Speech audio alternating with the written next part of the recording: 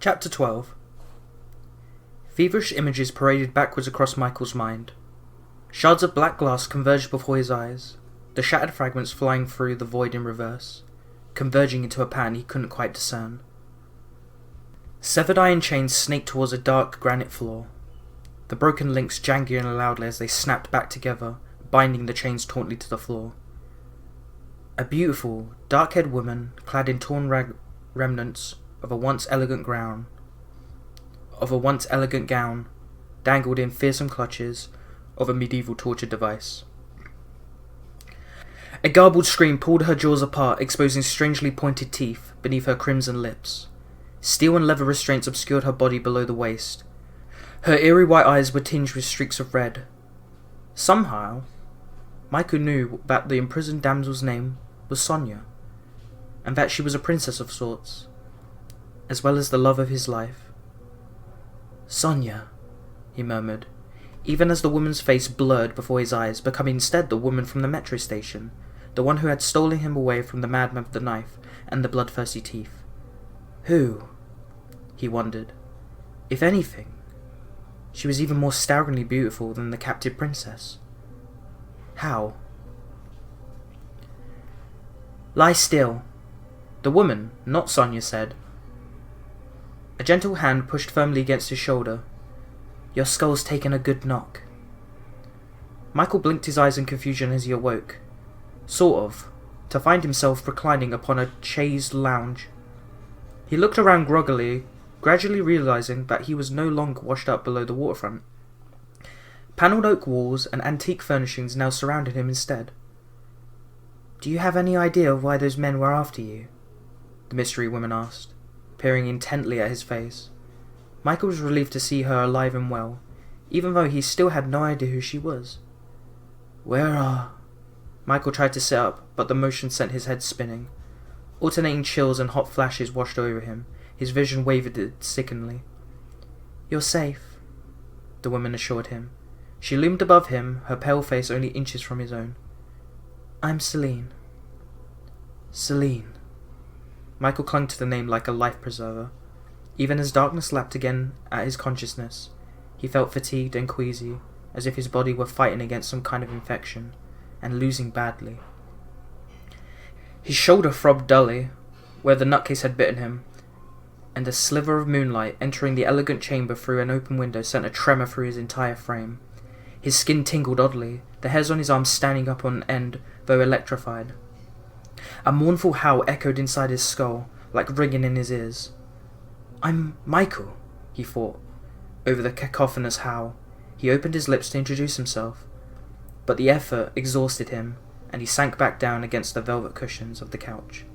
He struggled to keep his eyes open, to stay awake, but the tidal pull of the encroaching darkness was too powerful to resist.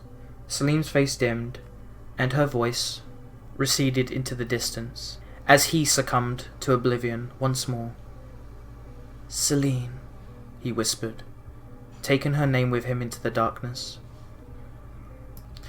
She sighed impatiently as Corvin lost consciousness again. The blow to his head, which had left an ugly scab surrounded by dark purple bruise, obviously had done a number on him. He had been dead to the world for at least 11 hours, long enough for the sun to finally sink below the horizon, freeing Celine from her enforced captivity beneath the waterfront. Corvin had remained oblivious, even while she had gone to the trouble of renting a car to replace her vanished Jaguar. Then, he'd slept like a corpse during the entire drive back to Ordegar's. Celine regretted not being able to take in the injured human straight to the emergency room, but with the Lycans hunting him so relentlessly, he was safer here than in her cause. "But why are they after you?" she wondered again. "What makes you so special besides your rugged face and good Samaritan tendencies, that is?" Clearly interrogating the depleted human was going to have to wait until he recovered more from his ordeal from the night before. With luck, perhaps, he would be able to answer a few questions by sunrise. She mopped his forehead with a damp cloth, taking extra care around the area of the bruise. "I probably should examine him more carefully," she thought. She had only just arrived at the mansion with her insensate charge, so there had been not yet time to check beneath Corvin's blood-stained jacket for any additional injuries. It occurred to her that she had no memory of exactly how Corvin had hurt his head. Must have happened whilst I was out cold myself. Although her wounded shoulder was largely healed, she still felt a phantom pain where that unidentified Lycan had stabbed her. A glimpse of metal pendant flashed across her memory, and she wondered once more who that Lycan in the lobby had been. She had not recognized his face from the army of death dealers. She had not recognized his face from any of the death dealers' copious surveillance files on their enemies. So, a pert voice interrupted her musings. For once, the rumours are true. Celine turned away from the chase to see Erica strolling blithely across the suite. She frowned, annoyed. The pert blonde servant girl was invading Celine's quarters so regularly that the older vampiress was starting to feel as if she had an unwanted roommate. Besides, this was none of Erica's business. The whole house is absolutely buzzing about your new pet, Erica chirped enthusiastically. She approached the chaise lounge, examining Craven with open curiosity. Oh my god! You're going to try and turn him, aren't you? Celine rolled her eyes. Of course not. She had never converted a human into a vampire, voluntarily or otherwise. In all of her long years among the undead, killing Lycans was her life's work, not seducing the innocent, and she couldn't care less what Craven and his crowd of ageless diligents said about her. Erica nodded, as if she understood where Celine was coming from. The sleuth-like vampiress made a slow circle around the chaise lounge, dragging her painted fingernails along the edge of the burgundy-covered velvet pillows. Your stance on humans is a matter of record, she acknowledged. As far as Celine was concerned, mortals were strictly innocent bystanders in the war against the Lycans, but beyond that, she had always given them a little thought. I have no stance, she insisted, perhaps a little too defensively.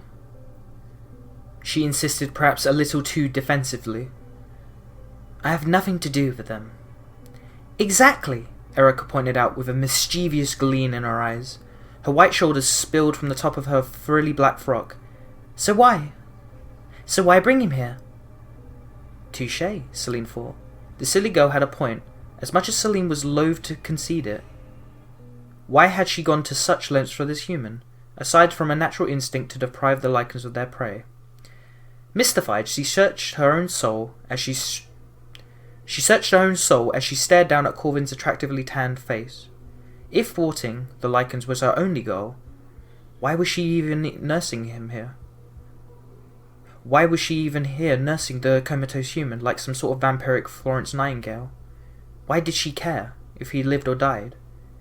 He saved my life, she said softly, after a moment's thought. She did not know exactly what happened after she had passed out behind the wheel of the Jaguar, but she felt certain that she would not have made it safely to the shore without Craven's assistance. And who else could have bandaged her lacerated shoulder? Erica's jaw dropped, revealing daintily white fangs. She was clearly flabbergasted at the notion of the mere human coming to the aid of a vampire, and a death dealer no less.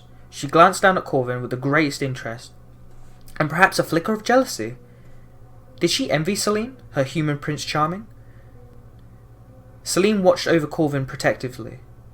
It dawned on her that Erica had offered no explanation for her arrival. Celine's eyes narrowed suspiciously. Why are you here? Erica wilted somewhat before Celine's forbidding gaze, backing away from her chaise and its slumbering occupant. Craven sent me, she said with a gulp. He wants to see you. Now. Thunder boomed outside, and rain slashed the windows as Craven and Celine argued within the palatial suite. The two high-ranking vampires were at each other's throats, figuratively, if not literally.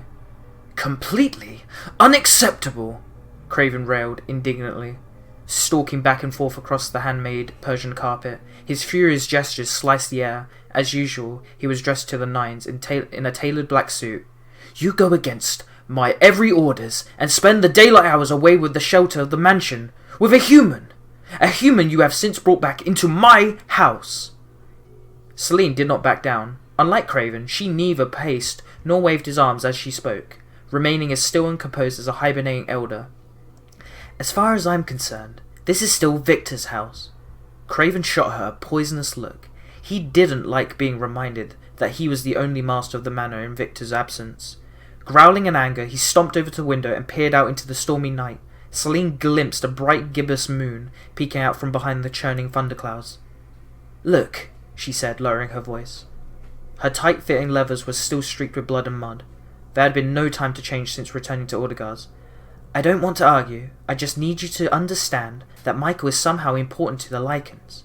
He spun around to confront her, his dark eyes smouldering with suspicion. "So now it's Michael?"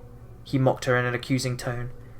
Celine repressed an impatient sigh. The last thing she needed right now was Craven's adolescent jealousy. Too much was at stake. "Craven, would you just hear me out?" She took a deep breath before trying to enlighten him once more. "There's something—" He cut her off abruptly. "It's beyond me now, while you're still obsessing over this ridiculous theory." He dismissed her concerns with an airy wave of his hand. "Lucian wouldn't be the slightest bit interested in a human." "Lucian?" Celine could not conceal her surprise. Why was Craven invoking a long-dead Lycan? The infamous Lucian had been killed centuries ago. "I don't understand," Celine thought, her brain struggling to process Craven's peculiar remark. Fortunately, he mistook her baffled expression for something differently entirely.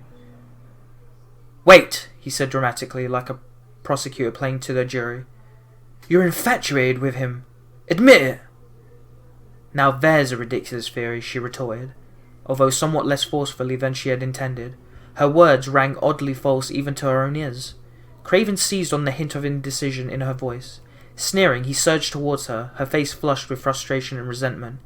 "Is it?" he demanded. A flash of lightning outside was followed by a booming thunderclap that rattled the glass in the window panes. The storm was building. Left alone in Celine's private quarters, which were ever so much finer than her own, Erica considered the unconscious human collapsed upon the chase lounge. He really was quite handsome, if not quite the Greek god that Lord Craven was. Not quite the Greek god that Lord Craven was. Not bad for a human, she decided, if you like that sort of thing. Bored, she cuddled beside him, enjoying the warmth of the mortal body against her cool flesh. She painfully tickled his neck, running a teasing nail along his jugular, and twirled his tousled brown hair around her fingers. All the while, she tried not to think about the fact that Celine was alone with Craven, in his opulent suite. "Don't be silly," she scolded herself, driving away the jealous fantasies.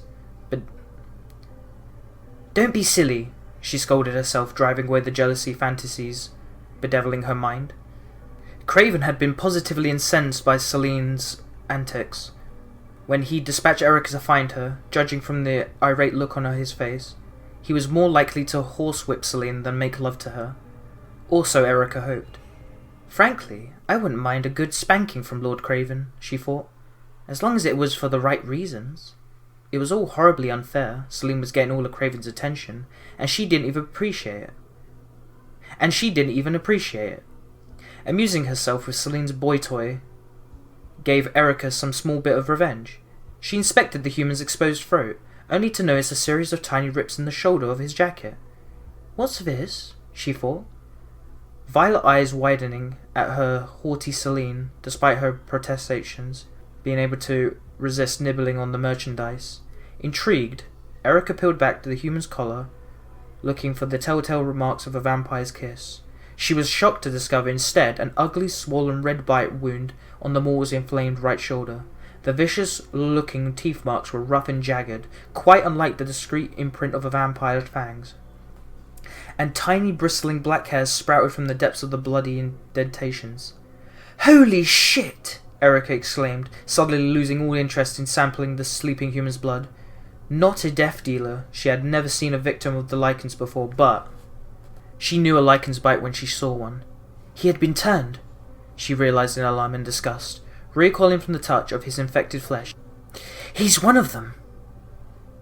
A blinding flash of lightning lit up the room, thunder boomed, and the human suddenly snapped awake, screaming at the top of his lungs. This was too much for Erica, who sprang straight up like a startled cat, sticking to the ceiling while hissing at the shrieking human below. Her claws dug into the moulded plaster, close to 2 meters above the human's head, as the stunned mortal stared up at her, eyes blinking in horrified amazement. Like a man trapped in a never-ending nightmare, Erica didn't know how long it took to turn a human into a lycanthrope, but she wasn't taking any chances. Craven's boots echoed down the portrait-lined hallway, in unison with the thunder roaring outside, as he marched with virulent purpose towards Celine's quarters in the eastern wing of the mansion. Celine chased after him, fearful for Michael Corvin's safety. "What are you planning to do to him?" she called out urgently. Craven would not look back at her. "Whatever I please," he declared, letting nothing slow his murderous trek through the mansion, his outstretched claws twitching at his sides as though they were already tightening around Michael's neck. "No," Celine thought anxiously, quickening her pace as she raced after Craven. She realized Michael was in deadly danger, despite Craven's foolish airs. The lawly vampire could be brutally lethal when crossed. "I can't let him kill Michael," she despaired. But why? But was there any way to stop him? "I have to get out of here." Michael looked around frantically, desperate for a way out. This whole situation was insane. Guns and knives and levitating blondes. He had no idea where he was or what happened to Celine, but he knew that he had to get away from all these gun-wielding lunatics.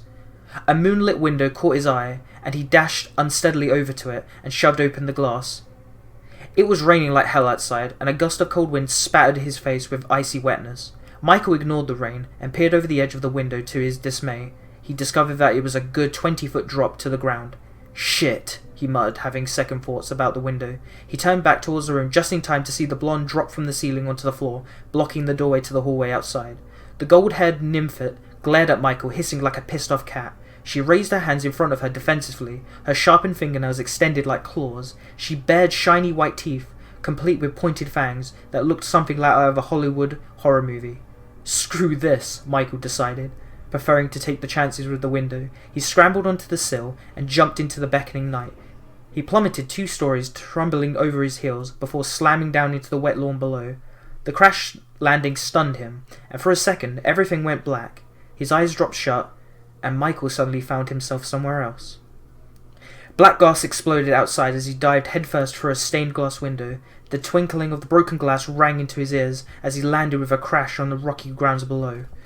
The scent of nearby forests tranquilized his nostrils, offering the promise of freedom and safety. He rolled over to his back, and the night sky came into view, cold and unwelcoming, the distant stars looking down on him without mercy. A blood-red moon, full and gigantic, hung between billowing storm clouds like angry portent, casting an eerie light on high stone walls of an ancient fortress.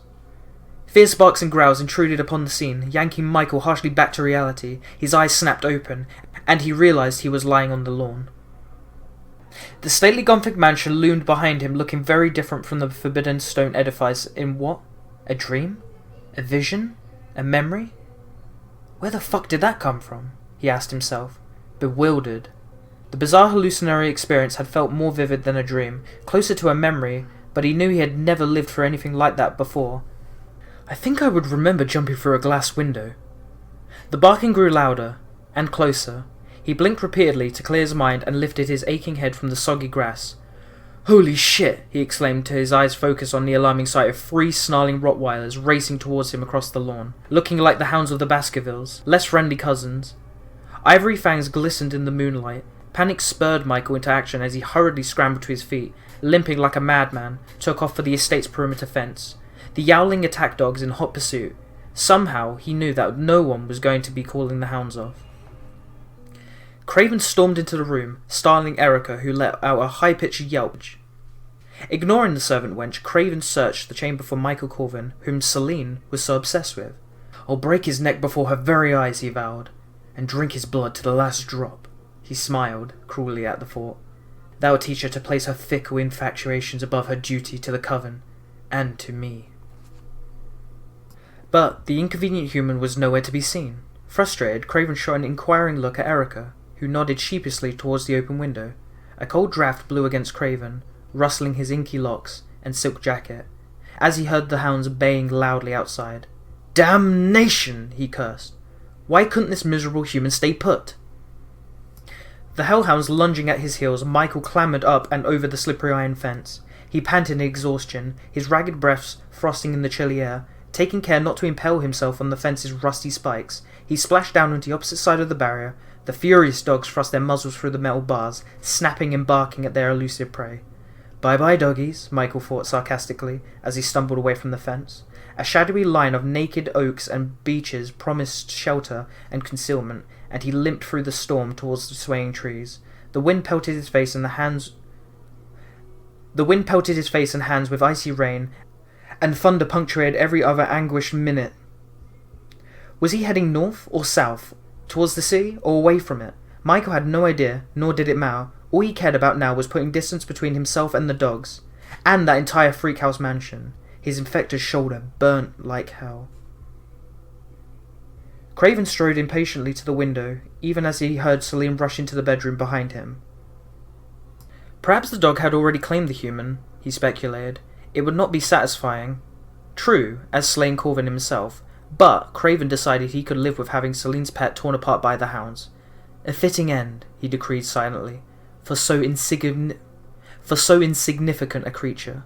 His undead eyes easily penetrated the darkness outside to his disappointment. However, he did not see the Rottweilers enthusiastically savaging Corvin's bleeding carcass. Instead, he saw the dogs yapping impotently at the fence, and was forced to arrive at a singularly galling conclusion.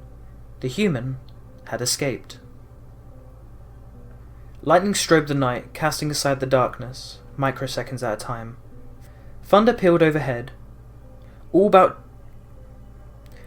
drowning out the lupine howling inside Michael's skull. He tore through the woods like an escapee from a chain gang. Cold and wet and gasping for breath, his heart pounded wildly, and he kept glancing back over his shoulder, fearful whatever might be following him. He stumbled clumsily over the uneven terrain, tripping over dimly glimpsed branches and vines. He toppled forward, scraping his palms on the underbrush, but kept on hurrying ahead, even as he painfully dragged himself back onto his feet. Muddy puddles caught him by surprise, soaking his bedraggled socks and sneakers all the way through. The baying of the hounds rang out behind him, urging him onward. What if someone opens the gate? He worried, visualizing the baying Rottweilers following his scent into the woods. What if they set the hounds after me? Utter blackness enveloped him, only to be rent instants later by another blazing shaft of lightning. The shadows lifted, leaving Michael somewhere else. Another time, another place. He ran barefoot through the immense black forest, hearing his pursuers crash through the dense brush behind him. Looking back, he glimpsed them faintly in the foggy night, shadowy figures weaving through the evergreen tree trunks, flecks of moonlight glinting on exposed pieces of chainmail and plate armor. He felt woefully naked and defenseless compared with his warlike figures. They burst from the swirling white mist, brandishing crossbows loaded with deadly silver, heartless dealers in death. They bounded and dodged around the bushy pines and firs, racing to catch Michael in their lethal sights. Multiple whooshing noises sliced through the night, and volleys of solid silver crossbows wilted past his shoulder, narrowly missing him, and sank deep into the trunk of a sturdy pine only a few paces away. The argent sheen of deadly shafts filled his soul with fear and revulsion. An angry snarl built in the back of his throat. A savage part of his soul yearned to turn and face his oppressors, to meet arms and armor with unleashed tooth and claw. But he knew he was too weak, too depleted by torture and captivity. Another time, he vowed, another night. For now, he could only run, and run, ducking the barbed silver missiles that hurled past his ears. Michael flinched, half expecting to see a bloody arrowhead protrude from his chest. Then the darkness fell, and lifted again, bisected by another blinding flash of lightning, and he found himself back in the rainy woods. He looked about in confusion. There was no silver crossbow bolts, no shadowy archers, only angry barking of the guard dogs, which diminished in volume as he steadily distanced himself from the nameless mansion and its surrounding estate. The mountainous pines with their bristling needles once more had become the denuded leafless oaks and beeches from before. "What's happening to me?" he fretted. Nothing made sense anymore, not even the febrile imagings of his own mind. His own wounded shoulder throbbed in sync with its racing heartbeat. He shivered uncontrollably from both the cold and the mounting sense of extreme dread. Murderous kidnappers and gangsters were bad enough, but now even his own senses were betraying him. "I don't understand any of this," he thought, staggering through the unfamiliar woods without any idea of how far he was from Budapest and everyday life as he knew it. "Am I going insane?" Craven turned away from the open window. Celine could tell from the sour, truculent look on Craven's face that Michael had somehow gotten away. From Craven and the Rottweilers alike. She was overcome with relief, which she did her best to conceal from Craven. The Imperious Vampire Regent was in a bad enough temper as it was. Damn Craven and his infernal jealousy, she cursed silently. It's not as if I ever encouraged his amorous attentions. Erica cowered apprehensively near the door, no doubt fearful that Craven would blame her for the human's escape. Celine suspected that the lissom maidservant had little to fear. Craven's dire wrath appeared directed at Celine alone. "Leave us!" he snapped at Erica, who readily complied by darting out the door, leaving Celine alone with the de facto master of the mansion. Celine faced him, unafraid. She was fully prepared to accept the consequences of having brought Michael to Udaghar's, but she was not about to apologize for her actions, let alone appeal for forgiveness. Michael was vastly important somehow, and not just to her, no matter what Craven might think. "The safety of this coven is my only concern," she asserted inwardly. Or am I protesting a bit too much? Craven crossed the floor to where she was standing. His smouldering eyes glared crossly into hers. Celine maintained a stony, resolute expression, ready for whatever threats and ultimatums the other vampire had in store. A simmering moment paused, and Craven opened his mouth to begin his tirade. Celine tensed in anticipation, but at the last second, Craven suddenly changed his mind and viciously backhanded her instead.